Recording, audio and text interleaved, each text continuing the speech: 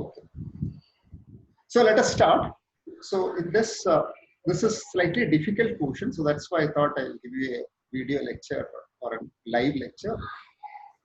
First and foremost, for the understanding of all these things, we'll try to understand the things in its full spirit rather than in a cookbook fashion, because that will help you to enjoy your studies as well as that will help you to answer any type of question.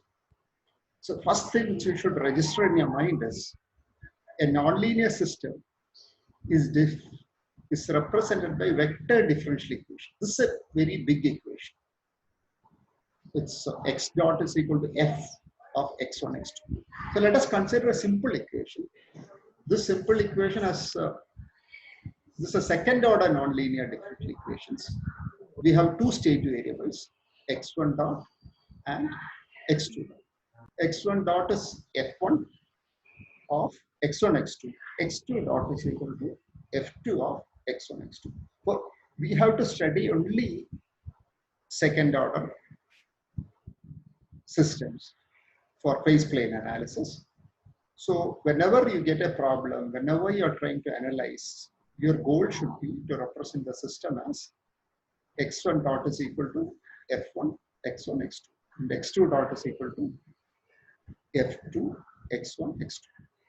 So let us consider a practical example.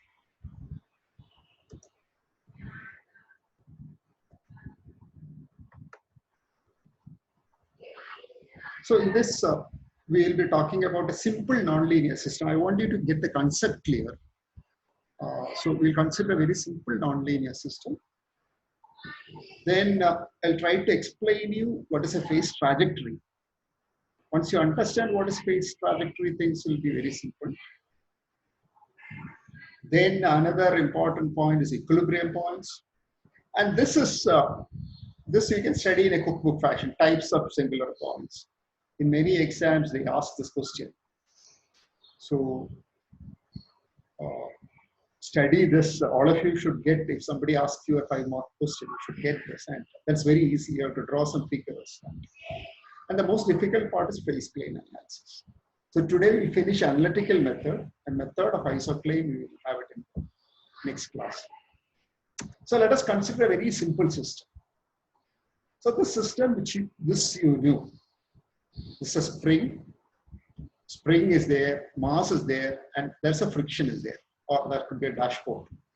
All of us know the equation of from Newton's law. Once you have a force F here, there's an opposing force mx double dot in this direction, kx in this direction, and vx dot in this direction. So somebody asked me, like, I'm happy that you want to know the concepts clearly. Somebody asked me, told me that they didn't understand what is hard spring. So I have included that also here. So usually we say the restoring force of spring is K2x. So that is very simple to understand. When you displace the spring by x units, there will be a force K1x. That means if I stretch the spring by 2 centimeters, there will be 2K will be the force. If I stretch it more, the restoring force will be more. So the restoring force will increase linearly with x. But in general, a spring is not linear. The force exerted by the spring is given by K1x plus K2x cube. So what will happen when it is K1x plus K2x cube? When it is K1x plus K2x cube, for big x, or slightly, suppose x is 2, then K2x cube will be 8K2. So when the displacement increases, there will be a large restoring force. Such spring is called hard spring. I don't want to confuse you, so I consider only one nonlinear spring, that is hard spring. So hard spring, this diagram shows the x-axis is x, the displacement, and the y-axis is the restoring spring force. For small x, the restoring force for linear and nonlinear spring is same, but as x increases, the nonlinear spring will exert too much force. So that is for your understanding. So, or based on the, suppose this is a nonlinear system. I wanted to finish phase plane. That's why I'm not talking about jump resonance. For linear spring, the frequency response will have are single valued. For nonlinear spring, the frequency response will be multi-valued. I'm not going into that. So what I want you to understand is, look at this equation. Can Jidin read this first equation? Jidin?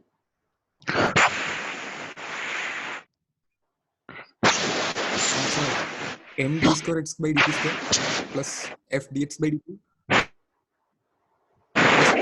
k1x plus k2x cube is equal to 0. Okay, you can mute. I think I will read. So this is the equation for the previous system when it is autonomous. Autonomous means this is 0. There is no force. If there is no force, what will happen? We should understand for nonlinear system, we are considering only autonomous systems. For autonomous system, there is no force. So what will happen if I pull the spring? If I pull the spring and keep it over here, if I pull the mass and keep it over here, that's the initial condition is there. X of 0 is 2 units. And if velocity is 0, then that is 0. So that is the initial condition. So if I leave, what will happen? The spring will keep on oscillating. I kept the spring. This is my mass. I kept the mass here. If I keep the mass here, what will happen? There is no force.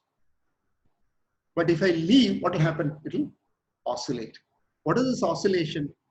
X is now positive. X will become 0. Then X will become negative. And when this movement is there, there will be velocity also. So here, the phase variable for this system is displacement and velocity. So let us, this is something which we are very familiar. That is, we have to define state variable. This is a second order. This is a second order non-linear differential equation. Why is it non-linear? Because of this term K2 x cube. So this is a second order non-linear equation. So I can write it in the form of first order non-linear differential equation. Please listen to this carefully, because this is the, once you understand this, there are a lot of videos on the net. Some of them may be better than my presentation. So, but if you understand the concept, you'll be able to, I would encourage you to watch those videos also. But the concept, maybe I know you better than others, so concept I may be in a position to explain you in a better. So there are two state variables. X1 is X, X2 is equal to X naught. So X is the, this is my mass, I pulled it, now X is say 2 units, velocity is 0. When I leave it, velocity will be negative and X will decrease. So X1 is displacement, X2 is velocity. This is my velocity. From the above equation, we get X1 dot is what? X2. X1 dot is X dot, that is X2. And what is X2 dot? If I look at this equation, X2 dot is V square X by dt square. That is equal to minus F by M. From this equation, put everything on the other side. Minus F by M dx by dt minus K1 by M X plus minus K2 by M X cube. Suppose I substitute this, I'll get X2 dot as minus F by M X2 minus K1 by M X1 minus K2 by M X1. So this we have got the equation, the standard form. What is the standard form? We have these two equations, X1 dot equal to X2 and X2 dot is equal to. So this is the standard form, that is X1 dot is equal to F1 of X1, X2. X1 dot is equal to F1 of X1, X2. And X2 dot is equal to minus F by M X2 minus K1 by M X1 minus K2 by M X1 cube. So I hope you understood this. Just look at the screen. So this is my standard form.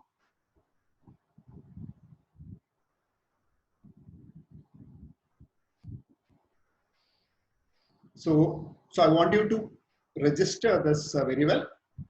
Any problem you get, you have to get in this form. X1 dot is F1, X1, X2, and X2 dot is F2, X1, X2. So let us look at the spring. Look at this carefully. Look at this here.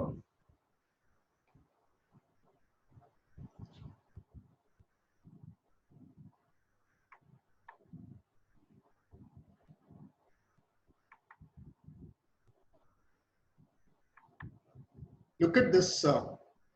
This is my initially, I'm having some displacement. What happens? Velocity is 0. After some time, the displacement decreases. Initially, the displacement is positive, it is here. Then what happens? The displacement decreases. And then, so this is that sine wave. That this graph is x1 versus t. And this graph is x2 versus t. So if you look at this equation is a typical second order equation. I'll assume K2 to be 0. It's a typical second order equation. So if the damping ratio is 0, when will the damping ratio be 0? Suppose there is no friction. Suppose there is no friction. The damping ratio will be 0. What will you get? So you look here, it is written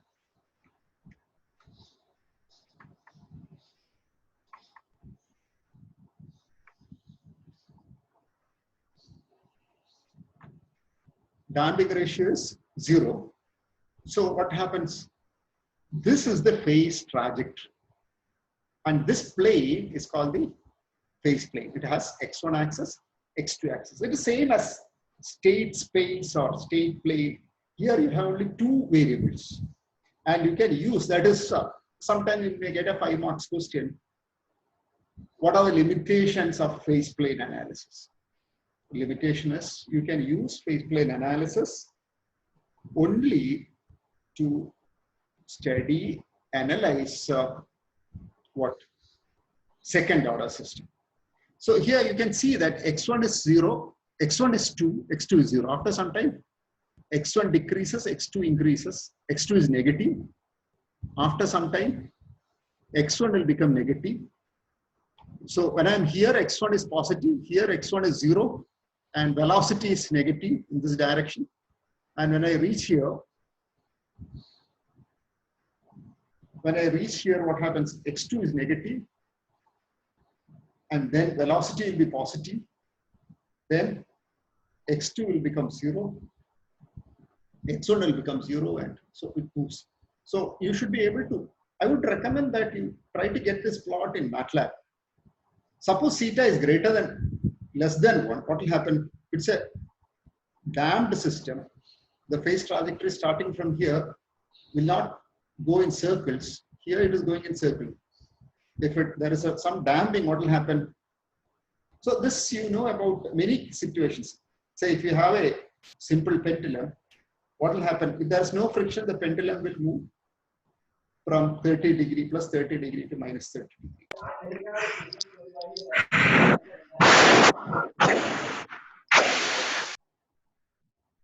If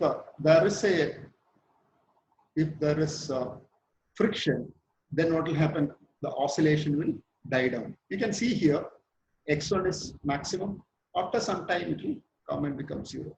If it is overdamped, the phase trajectory will be like this. So I want you to be very clear about these 2 terms. One is time response curve, or the plot of x1t and x2t versus t. That is something which we can easily imagine, visualize.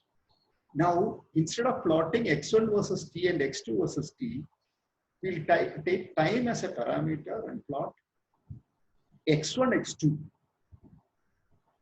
on the, this is same as our state trajectory. I have explained the state trajectory. For 2-dimensional system, we call it phase trajectory. So in my quizzes, I have tried to impress upon the fact that nonlinear systems, the performance of nonlinear systems depends on the initial condition. അപ്പോൾ നമ്മൾ മനസ്സിലാക്കിയിരുന്നു initial condition മാറുന്നതിനനുസരിച്ചിട്ട് non linear സിസ്റ്റത്തിലെ behaviour മാറും. അപ്പൊ നമുക്ക് ഒരു trajectory പോരാ, ഒത്തിരി ട്രാജക്ടറി വേണം. ഇപ്പൊ ലീനിയർ സിസ്റ്റമാണ് ഇവിടെ എടുത്തിരിക്കുന്നത്. ലീനിയർ സിസ്റ്റം ഇവിടെ തുടങ്ങിയാൽ ഇങ്ങനെ വരും, ഇവിടെ തുടങ്ങിയാൽ ഇങ്ങനെ വരും. പക്ഷെ നോൺ ലീനിയർ ആണ്, നമുക്ക് പ്രെഡിക്റ്റ് ചെയ്യാൻ പറ്റത്തില്ല. അതുകൊണ്ട് നോൺ ലീനിയർ സിസ്റ്റത്തിന്റെ അനലൈസ് ചെയ്യുമ്പോൾ നമുക്ക് ഒരു ട്രാജക്ടറി പോരാ, ഒരു കൂട്ടം ട്രാജക്ടറി വേണം. എന്ത് പോരാ? ഒരു ട്രാജക്ടറി പോരാ, ഒരു കൂട്ടം ട്രാജക്ടറി വേണം. എന്ന് പറഞ്ഞാൽ ഇവിടെ തുടങ്ങിയാൽ എന്ത് പറ്റും, ഇവിടെ തുടങ്ങിയാൽ എങ്ങനെയാണ് പോകുന്നത്, ഇവിടെ തുടങ്ങി ഇങ്ങനെ പോകുന്നു, ഇവിടെ തുടങ്ങിയാൽ ഇങ്ങനെ പോവാണെങ്കിൽ സിസ്റ്റം സ്റ്റേബിൾ അല്ല, നമുക്കറിയാം.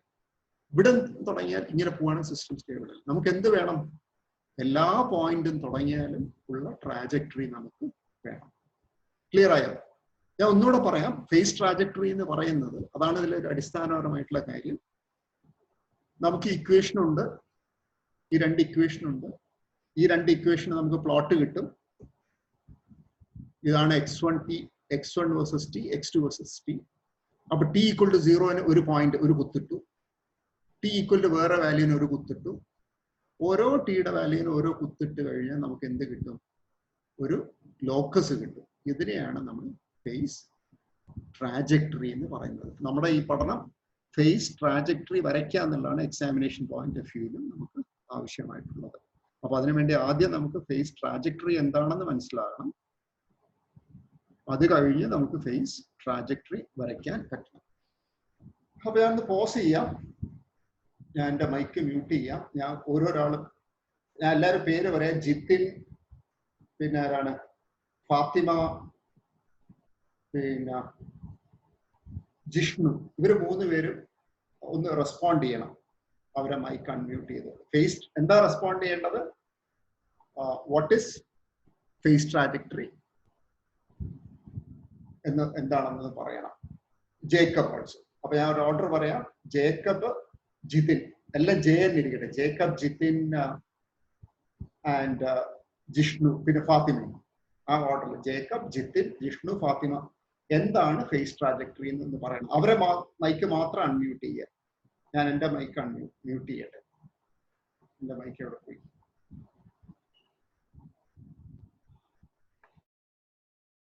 ജേക്കബ് പറയൂ, എന്താണ് ഫേസ് ട്രാജക്ടറി?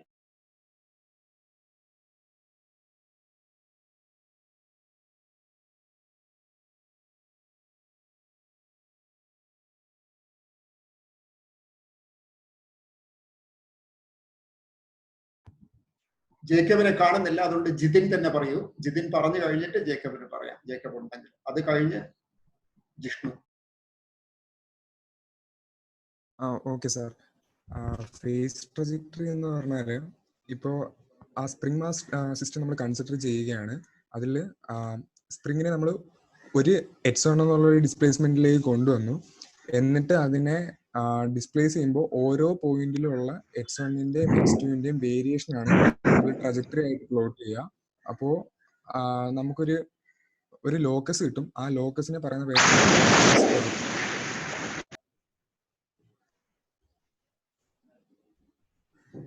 നെക്സ്റ്റ് ജിഷ്ണു അല്ലെ ഫാത്തിമ പറ.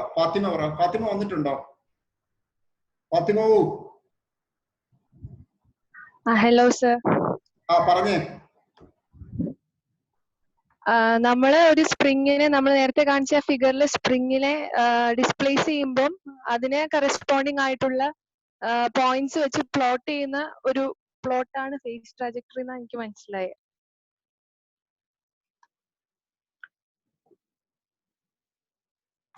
ഗുഡ്.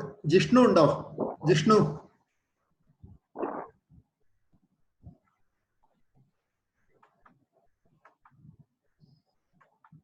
ജിഷ്ണുവിന്റെ ഓഡിയോ കേൾക്കുന്നില്ല. കുഴപ്പമില്ല, നമുക്ക് മുന്നോട്ടേക്ക് പോവാം. നിങ്ങൾ എല്ലാവരും മ്യൂട്ട് ചെയ്തോളൂ.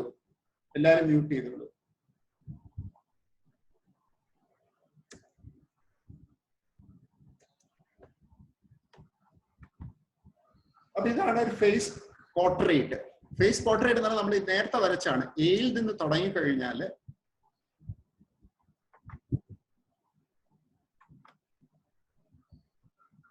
എയിൽ നിന്ന് തുടങ്ങിയാൽ നമുക്കൊരു ട്രാജക്ടറി കിട്ടി. അതേസമയത്ത് ബിയിൽ നിന്ന് തുടങ്ങാം. ബിയിൽ നിന്ന് തുടങ്ങാം എന്ന് പറഞ്ഞു കഴിഞ്ഞാൽ എന്താണ്? നമ്മൾ സ്പ്രിംഗ് മാസ് ഫാത്തിമ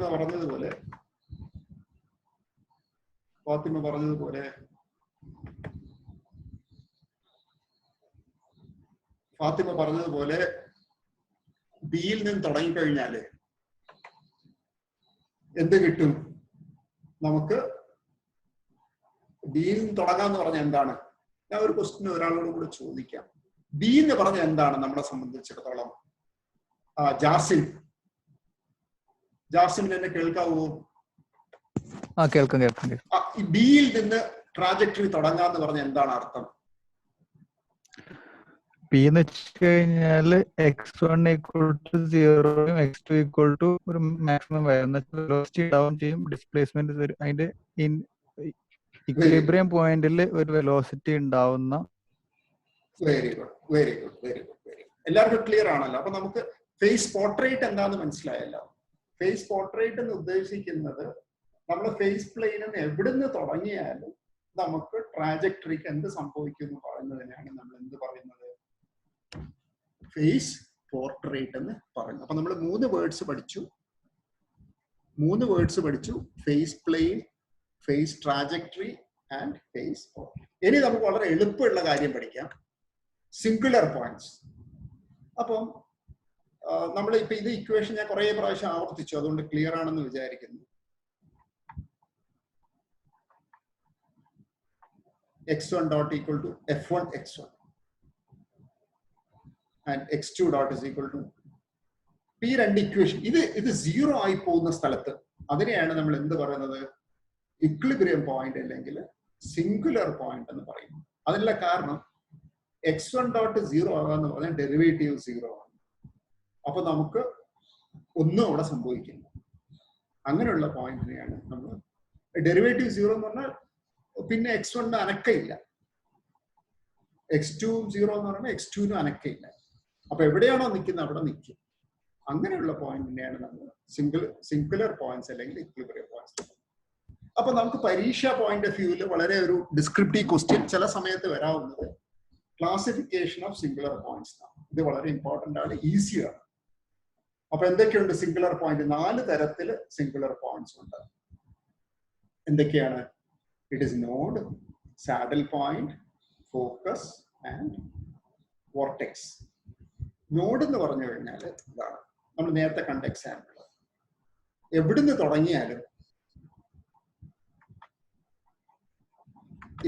തുടങ്ങിയാലും എന്താ സംഭവിക്കുന്നത്? ഒറിജിനിൽ വരും. ഇവിടെ തുടങ്ങിയാലും ഒറിജിനിൽ വരുന്നു, ഇവിടെ തുടങ്ങിയാലും ഒറിജിനിൽ വരുന്നു, ഇവിടെ തുടങ്ങിയാലും ഒറിജിനിൽ വരുന്നു, ഇവിടെ തുടങ്ങിയാലും ഒറിജിനിൽ വരുന്നു. അപ്പൊ നന്നായി പഠിക്കുന്നവരും നന്നായി കാര്യങ്ങൾ മനസ്സിലാക്കണം എന്നുള്ളവർ ആഗ്രഹിക്കുന്നവരും എന്തുകൊണ്ടാണ് ഇങ്ങനെ വരുന്നതെന്നും അതിന്റെ തിയറിയും കൂടെ ഒന്ന് വായിച്ചു നോക്കണം. അതിന്റെ തിയറി പറയുന്നതിന്റെ ലീനിയറൈസ് ചെയ്ത് കഴിഞ്ഞാൽ നമുക്ക് x dot equal to ax എന്ന് കിട്ടും. x dot equal to ax എന്ന് കിട്ടി അതിന്റെ ഐഗൻ വാല്യൂസ് നെഗറ്റീവ് ആണെങ്കിൽ നമുക്ക് എന്തായിരിക്കും? സിസ്റ്റം സ്റ്റേബിൾ ആണ്. എവിടെ തുടങ്ങിയാലും എവിടെ എത്തും? ഒറിജിനിൽ. ഇങ്ങനെയുള്ള ഒരു സംഭവത്തിനെയാണ് നമ്മൾ സ്റ്റേബിൾ നോഡ് എന്ന് പറയുന്നത്. ഇതിനെന്ത് പറയും?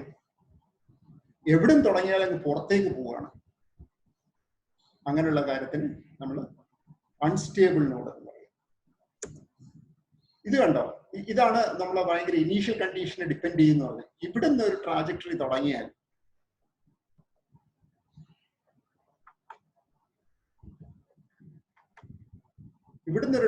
തുടങ്ങിയാൽ ഇങ്ങോട്ടേക്കാണ് പോകുന്നത്. അതേസമയത്ത് തൊട്ടിപ്പുറത്ത് തുടങ്ങിയാൽ അത് ഇങ്ങോട്ട് പോകും. അതേസമയത്ത് ഇവിടെ തുടങ്ങിയാൽ എന്താവും? ഒറിജിനിലെത്തും. അപ്പൊ ഇനീഷ്യൽ കണ്ടീഷൻ സ്വല്പം മാറിക്കഴിഞ്ഞാൽ നമുക്ക് എന്ത് സംഭവിക്കും? ഇനീഷ്യൽ കണ്ടീഷൻ സ്വല്പം മാറിക്കഴിഞ്ഞാൽ ട്രാജക്ടറിക്ക് വലിയ മാറ്റങ്ങൾ ഈ കേസിൽ സാഡിൽ പോയിന്റിൽ ഉണ്ടാവും. ഇപ്പൊ സാഡിൽ പോയിന്റ് നമുക്ക് സ്റ്റേബിൾ ആണോ എന്ന് ചോദിച്ചാൽ എല്ലാം തന്നെ പറയാൻ പറ്റും. ചില പോയിന്റിൽ നിന്ന് തുടങ്ങിക്കഴിഞ്ഞാൽ അത് എങ്ങോട്ടേക്കെങ്കിലും അത് പോകും.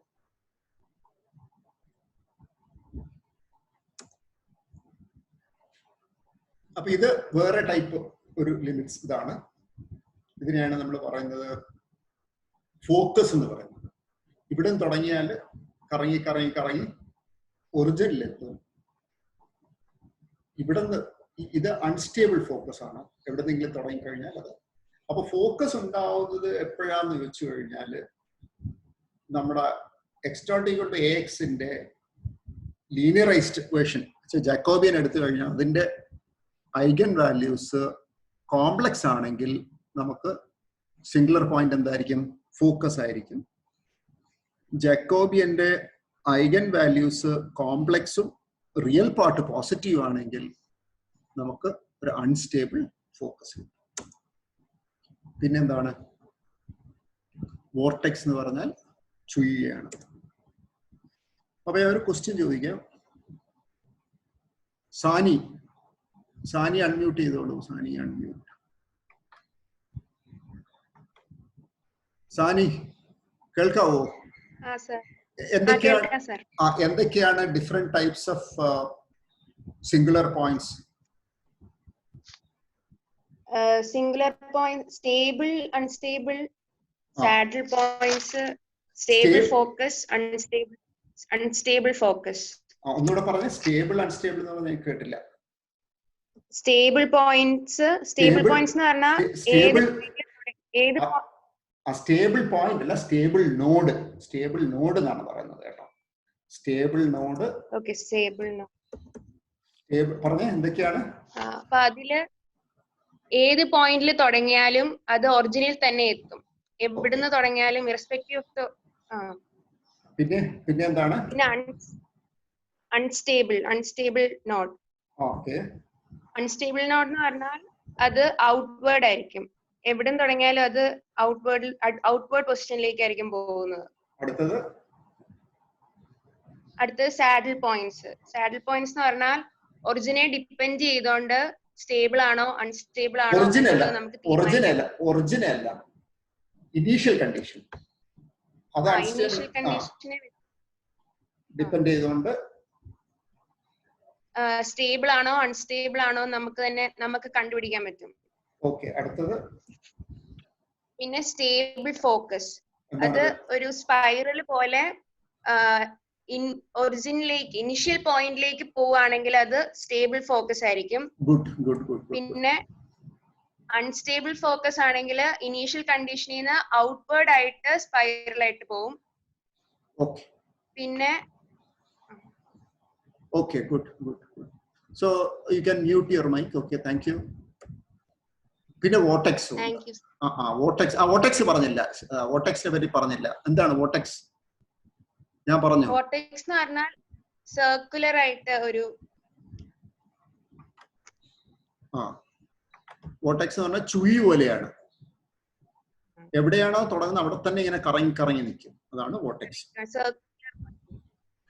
ഇത് vortex ഉണ്ടാവുന്നത് when the eigen values are on the imaginary axis. So let us move on. Please, I share you the slides. ഇപ്പോൾ ക്വസ്റ്റ്യൻ കോപ്പി ചെയ്യണമെന്നില്ല. ഇതിന്റെ സംഭവം നിങ്ങൾ MATLAB വെച്ചിട്ടൊന്ന് ചെയ്യാൻ നോക്കണം. ഒന്ന് അശ്വതി is there? അശ്വതി പോയോ? അശ്വതിയെ കണ്ടവരുണ്ടോ? അശ്വതിയെ കാണാനില്ല. ആൾക്കാർ ഇറങ്ങി പോകുന്നുണ്ട്.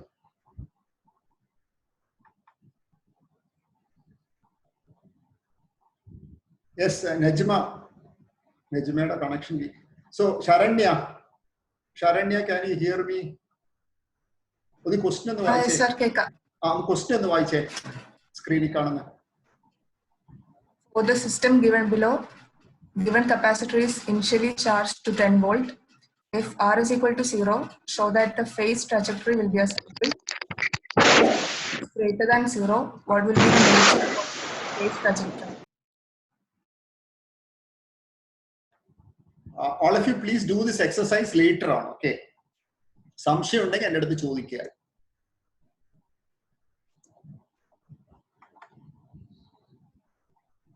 അടുത്തത് നമ്മൾ പഠിക്കാൻ പോകുന്ന വളരെ ഇമ്പോർട്ടന്റ് ആയിട്ടുള്ള ഒരു കാര്യമാണ് ലിമിറ്റ് സൈക്കിൾ.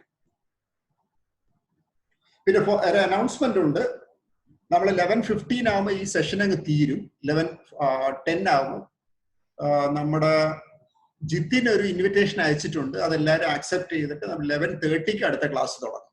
ഇതെപ്പം തീർന്നാലും ഇവർ പറയുന്നവരെ 11:15 ഇത് വൈൻഡ് അപ്പ് ചെയ്യും. We'll wind up this class at 11:15 and the next class will start at 11:30. You have to accept the invitation by Mr. Jitin. അപ്പോൾ നമുക്ക് ലിമിറ്റ് സൈക്കിൾ നോക്കാം. ലിമിറ്റ് സൈക്കിൾ എന്ന് പറഞ്ഞാൽ it sustained oscillation of fixed amplitude and period. Limit സൈക്കിളിന്റെ example ആണ് LC circuit. അപ്പൊ LC circuit ഞാൻ ക്ലാസ്സിലേക്ക് ഇതിനെപ്പറ്റി പറഞ്ഞിട്ടുണ്ടായിരുന്നു. ഒരു ഇൻഡക്ടർ ഫുള്ളി ചാർജ്ഡ് ആയി, കപ്പാസിറ്റർ ഉണ്ട്, പിന്നെ കപ്പാസിറ്റർ ഫുള്ളി ചാർജ്ഡ് ആയിട്ടുണ്ട്, ഇൻഡക്ടറിൽ ചാർജ് ഒന്നും ഇല്ല, കറണ്ട് ഒന്നും ഇല്ല. അങ്ങനെയാണെങ്കിൽ അതിന് it's an autonomous system. What will happen? കറണ്ടും വോൾട്ടേജും സിനുസോയിഡലായിട്ട് മാറി മാറി നിൽക്കും. അപ്പൊ അതിന്റെ ഫേസ് പോർട്രേറ്റ് വരച്ച ഒരു സർക്കിൾ ആയിരിക്കും. അതേപോലെ തന്നെ സ്പ്രിംഗ് മാസ് സിസ്റ്റം ഞാൻ ഇപ്പൊ പറഞ്ഞു, ഇതൊക്കെ ലിമിറ്റ് സൈക്കിളാണ്. അപ്പൊ ഈ ലിമിറ്റ് സൈക്കിളിന് പുറമെ ഭയങ്കരമായിട്ട് ഇൻട്രസ്റ്റിംഗ് ആയിട്ടുള്ള ഒരു ലിമിറ്റ് സൈക്കിളാണ് നോൺ ലീനിയർ സിസ്റ്റത്തിൽ. അപ്പൊ നോൺ ലീനിയർ സിസ്റ്റത്തിലെ ലിമിറ്റ് സൈക്കിളിന്റെ പ്രത്യേകത, ആ ലിമിറ്റ് സൈക്കിൾ ചിലപ്പോൾ സ്റ്റേബിൾ ആയിരിക്കും, ചിലപ്പോൾ അൺസ്റ്റേബിൾ ആയിരിക്കും. വളരെ സെലിബ്രേറ്റഡ് ആയിട്ടുള്ള ഒരു ലിമിറ്റ് സൈക്കിളാണ് എക്സിബിറ്റ് ചെയ്യുന്ന ഒരു ഇക്വേഷൻ ആണ് Van der Pol equation. Van der Pol equation കൊടുത്തിരിക്കുന്നത് എന്താണ്? d²x/dt² minus μ × 1 - x² dx/dt plus x = 0. ഇവിടെ x > 1 ആകും. എന്താ? ഇതാണ് നമ്മുടെ സ്റ്റാൻഡേർഡ് ഡാമ്പിംഗ് ടേം സീറ്റ. നിങ്ങൾ പഠിച്ചിട്ടുണ്ടല്ലോ, എന്താണ് s² + ω2 θ ω ns അങ്ങനെയൊക്കെ പഠിച്ച കൂട്ടത് നിങ്ങൾക്ക് അറിയാം. ഈ ടേം ആണ് നമ്മുടെ ഡാമ്പിംഗ് ടേം. ഇപ്പൊ x > 1 ആവുമ്പോൾ എന്താവും? ഇത് നെഗറ്റീവ് ആവും.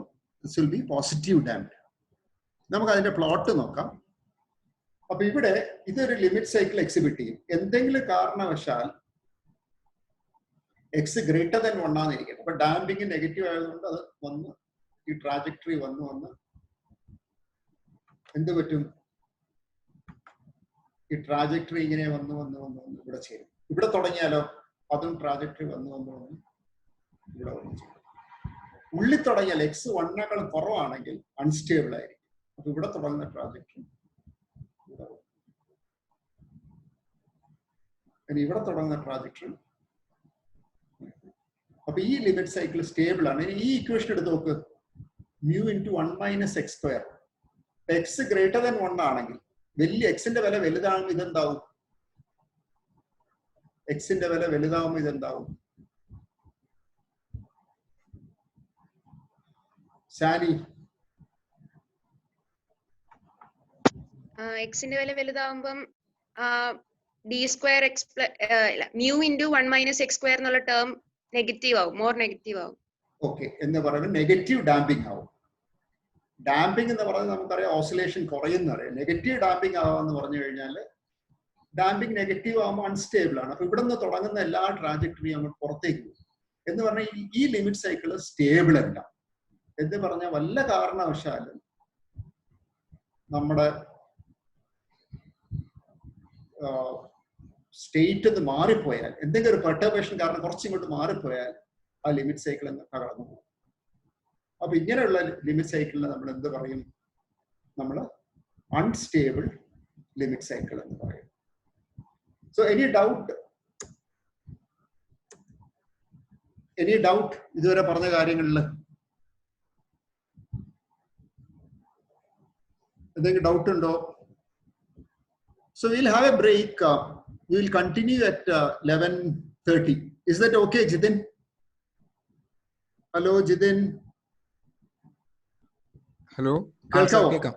മറ്റേ ഇൻവിറ്റേഷൻ അയച്ചിട്ടുണ്ടോ? ഒന്ന് അനൗൺസ് ചെയ്യാവോ ഇൻവിറ്റേഷനെ പറ്റിയിട്ട്? നമുക്ക് 11:30 ഒന്നുകൂടെ വരാം. ഗ്രൂപ്പിൽ ഇൻവിറ്റേഷൻ അയച്ചിട്ടുണ്ട് സാർ. ഓക്കെ, അപ്പൊ അതിൽ ജോയിൻ ചെയ്യാൻ പറ എല്ലാവരോടും. ഒന്ന് പറഞ്ഞോളൂ ഇപ്പൊ. Okay sir.